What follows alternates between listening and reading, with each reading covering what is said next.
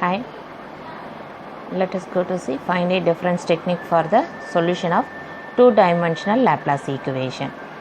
In this method, three types are. First one is elliptic, second one hyperbolic, third one is parabola. Now let us see elliptic type. Dou squared u by dou x square plus dou squared u by dou y squared equal to 0. This is a Laplace equation of the two dimension.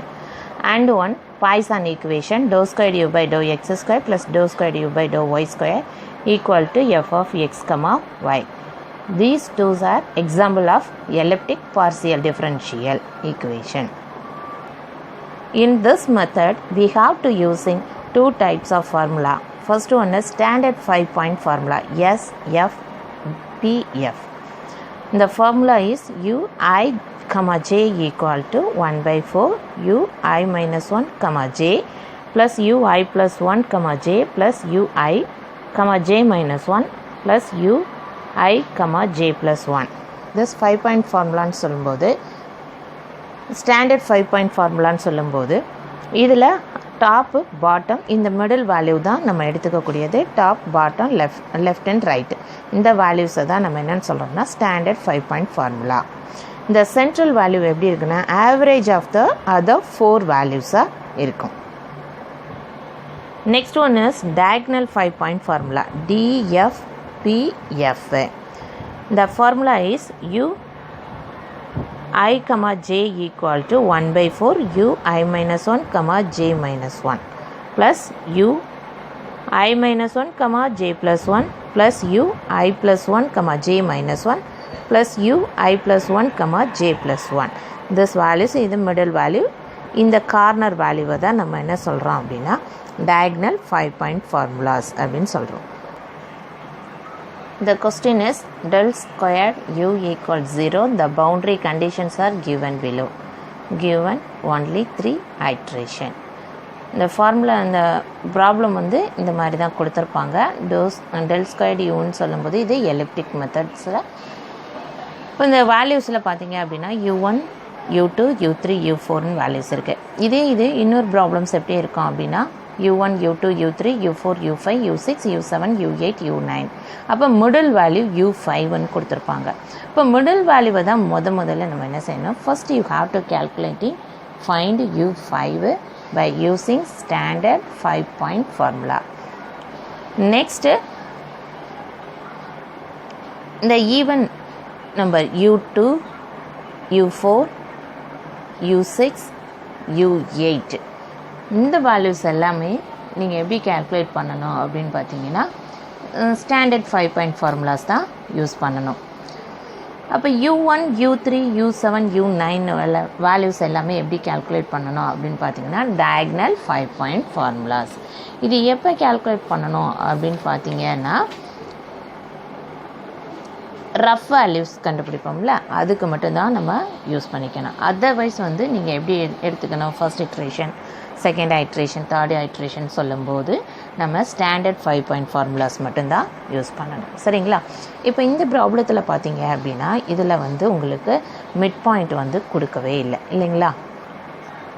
Mid point வந்து உங்களுக்கு கொடுக்கவே இல்லை. அப்போ நம்ம என்ன செய்யணும் அப்படின்னா ஒரு இனிஷியலாக ஒரு வேல்யூஸை நம்ம எடுத்துக்கிறணும். அந்த வேல்யூவை நம்ம u4ன்னு எடுத்துக்கிறோம். அதனுடைய வேல்யூ என்ன அப்படின்னு பார்த்தீங்கன்னா 0. ஃபஸ்ட்டு கேல்குலேட் த ரஃப் வேல்யூ.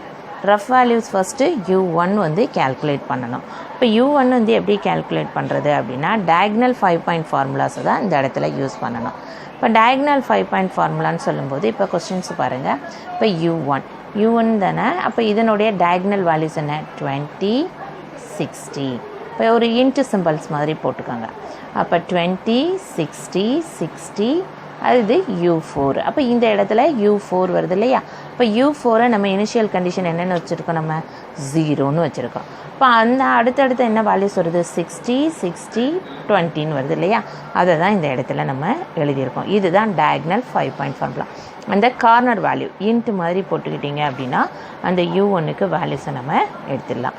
இதனுடைய ஃபார்முலாஸ் என்ன, ஆவரேஜ். அப்போ u1 equal to 1 by 4 20 plus u4 plus 60 plus 60. இப்போ நமக்கு வேல்யூஸ் எல்லாமே வேல்யூஸ் தெரியும், u4க்கும் வேல்யூ தெரியும். அப்போ அந்த வேல்யூவை நம்ம அப்ளை பண்ணணும். இப்போ u1 வேல்யூ என்ன வருது, 1/4 140 = 35. ஓகேங்களா. அதுக்கப்புறம் நெக்ஸ்ட்டு வந்து u2 கேல்குலேட் பண்ணணும். u2ன்னு சொல்லும்போது நம்ம u2வை வந்து எப்படி கேல்குலேட் பண்ணணும் அப்படின்னு பார்த்தீங்கன்னா, ஸ்டாண்டர்ட் 5 பாயிண்ட் ஃபார்முலா. ஸ்டாண்டர்ட் அப்படின்னு சொல்லும்போது ஒரு ப்ளஸ் சிம்பிள்ஸ் ஞாபகம் வச்சுக்கோங்க. இப்போ u2வை நம்ம கேல்குலேட் பண்ண போகிறோம். இப்போ u2ன்னு சொல்லும்போது இதுதான் இந்த வேல்யூஸ் இல்லைங்களா. அப்போ u2 வந்து மிடில் வச்சுக்கோங்க. இதான் மிடில் வேல்யூ u2னா. இதுக்கு மேலே என்ன இருக்குது, u4 இருக்குது, பாட்டத்தில் 60, லெஃப்டில் u1, ரைட்டில் 50. அப்போ இதனுடைய ஸ்டாண்டர்ட் 5 பாயிண்ட் ஃபார்முலாஸ் பாருங்களேன். u2 = 60, 50, u1, u4. இப்போ u4க்கு வேல்யூஸ் தெரியும், 0ன்னு நம்ம இனிஷியல் வேல்யூஸ் எடுத்துருக்கோம். u1ஓட வேல்யூவை இப்போ தான் நம்ம கேல்குலேட் பண்ணி வச்சுருக்கோம். இப்போ ஃபார்முலாவில் சப்ஸ்டிட்யூட் பண்ணிக்கோங்க. u2 = 1/4 u1 + u4 + 50 + 60. இப்போ now applying u1 and u4 values. u1 value is 35, u4 value is 0. இப்போ simplify பண்ணும்போது 1/4 × 145. அப்போ now getting u2 value is 36.3 and find u3. இப்போ u3 is also standard 5 point formula. இப்போ u3ன்னு சொல்லும்போது ஒரு standard symbols மாதிரி ஞாபகம் வச்சுக்கோங்க, ப்ளஸ் சிம்பிள்ஸ். இப்போ இந்த சிம்பிள்ஸ் எடுக்கும்போது u3 கீழே u1, u2, 10, 20. அப்போ இதுதான் u3யோட ஸ்டாண்டர்ட் 5 பாயிண்ட் ஃபார்முலாஸ். இப்போ என்ன வேல்யூஸ் வரும், u3 = 1/4 20 + 10 + u4 + u1. u4 value 0, u1 value is 35. இப்போ நம்ம இந்த வேல்யூவை இதில் அப்ளை பண்ணிட்டோம் அப்படின்னா u4ஓட வேல்யூஸ் நமக்கு கிடைச்சிரும். Let's see u3, u4, u1, 10, 20. இப்போ நம்ம இந்த வேல்யூஸ் எல்லாமே அப்ளை பண்ணியாச்சு. u3 = 1/4 × 65. சிம்பிளிஃபை பண்ணும்போது u3யோட value 16.3 and calculate u4 value. அப்போ u4 value is standard 5 point formula. ஸ்டாண்டர்ட்னா சிம்பிள் ப்ளஸ் சிம்பிள்ஸ் ஞாபகம் வச்சு. இப்போ 40 கீழே பார்த்தீங்க அப்படின்னா u2, டாப்பில் 20, சைடில் u3. இப்போ u4 value equal 1/4 u3 + u2 + 40 + 20. u2ஓட values தெரியும் 36.3. இப்போ u2ஓட வேல்யூ நமக்கு தெரியும். இப்போ இந்த வேல்யூஸ் எல்லாத்தையுமே சப்ஸ்டிட்யூட் பண்ணி அதை சிம்பிளிஃபை பண்ணும்போது நமக்கு u4ஓட வேல்யூஸ் கிடைச்சிது. இது எல்லாமே என்ன வேல்யூஸ் பார்த்தீங்க அப்படின்னா ரஃப் வேல்யூஸ். இப்போ தான் ஃபர்ஸ்ட் ஐட்ரேஷன் வேல்யூஸ் நம்ம கேல்குலேட் பண்ண போகிறோம். ஃபர்ஸ்ட் ஐட்ரேஷன் வேல்யூன்னு சொல்லும்போது u1 பவரில் 1ன்னு வச்சுக்கோங்க. இப்போ 1/4 அதே ஃபார்முலாஸ் தான் 40 ப்ளஸ். பட் வந்து நம்ம ஃபர்ஸ்ட் ஐட்ரேஷன் சொல்லும்போது என்ன கண்டுபிடிக்கணும் அப்படின்னு பார்த்தீங்கன்னா ஸ்டாண்டர்ட் 5 பாயிண்ட் ஃபார்முலா. இதுக்கு முன்னாடி நம்ம ரஃப் வேல்யூவில் u1க்கு டயக்னல் 5 பாயிண்ட் ஃபார்முலாஸ் கேல்குலேட் பண்ணியிருப்போம். Now calculating the standard 5 point formula. u1ன்னு சொல்லும்போது ப்ளஸ் சிம்பிள்ஸ் ஞாபகம் வச்சுக்கோங்க. டாப்பில் u3 இருக்குது, u2, 60, 40.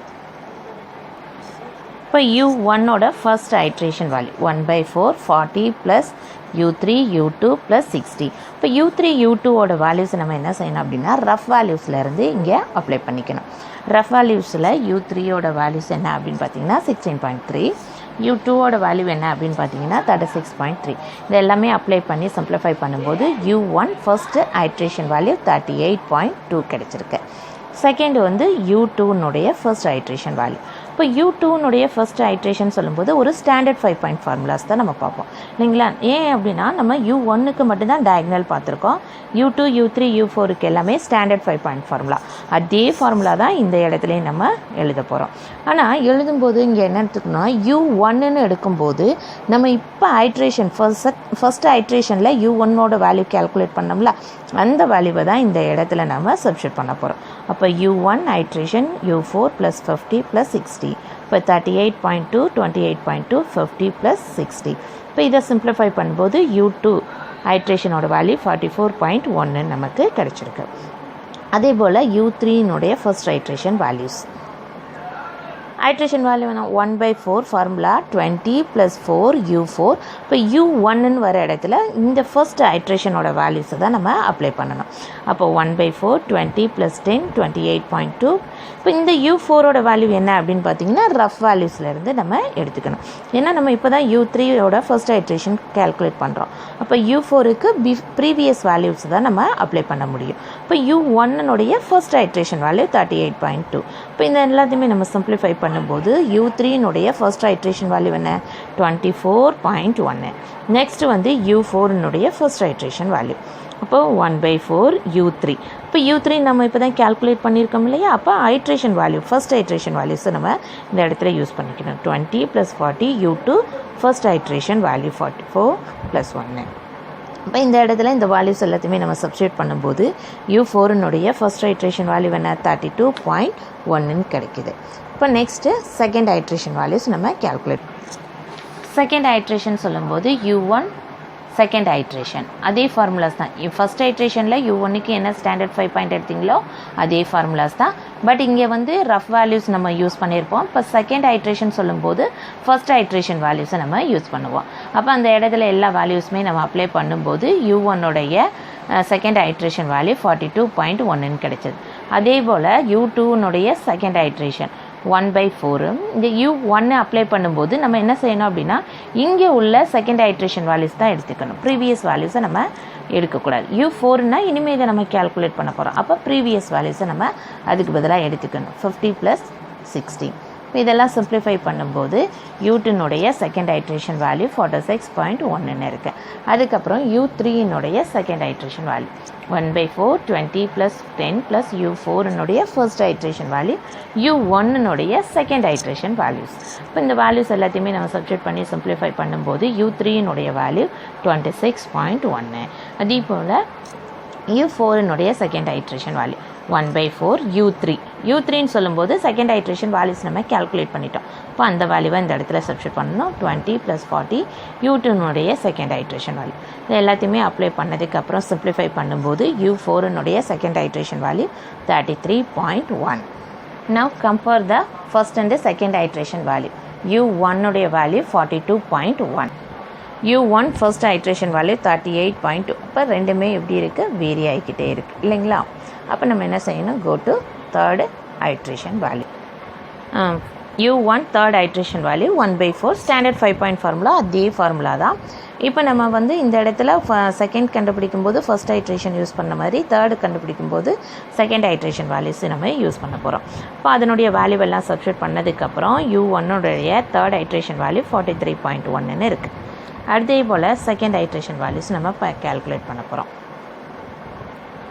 அப்போ U2க்கு அப்ளை பண்ணும்போது 1/4 U1 third iteration value plus ஏன்னா U1 தான் நம்ம கேல்குலேட் பண்ணிட்டோம் இல்லையா. அப்போ தேர்ட் ஐட்ரேஷன் வேல்யூஸ் போட்டுக்கணும். U4 second iteration value 50 + 60. அப்போ இந்த வேல்யூஸ் எல்லாம் சப்ஸ்டிட்யூட் பண்ணி சிம்பிளிஃபை பண்ணும்போது U2னுடைய தேர்ட் ஐட்ரேஷன் வேல்யூஸ் என்ன அப்படின்னு பார்த்தீங்கன்னா 46.6. அண்ட் U3னுடைய தேர்ட் ஐட்ரேஷன் வேல்யூ 1/4 20 + 10 U4னுடைய செகண்ட் ஐட்ரேஷன் U1னுடைய தேர்ட் ஐட்ரேஷன். இப்போ 1/4 20 + 10 31.3 43.1. After simplification you getting the U3 third iteration value 26.6. Next calculating U4னுடைய third iteration value 1/4 U third third iteration plus 20 plus 40 plus U2னுடைய third iteration value. After substituting these values and getting the U4னுடைய third iteration value is 33.3.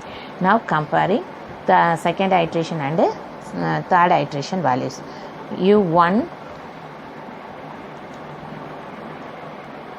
U1 second iteration value 42.1 and U1 third iteration value 43.1. இங்கே 42.1 இருந்தது, இங்கே 43.1 இருக்கு.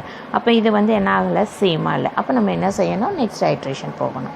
எப்போ அந்த iteration values வந்து U1 U2 U3 U4ஓட value சேமாக வருதோ அப்போ அந்த ப்ரொசீஜரை நம்ம ஸ்டாப் பண்ணிக்கிறணும். தேங்க்யூ.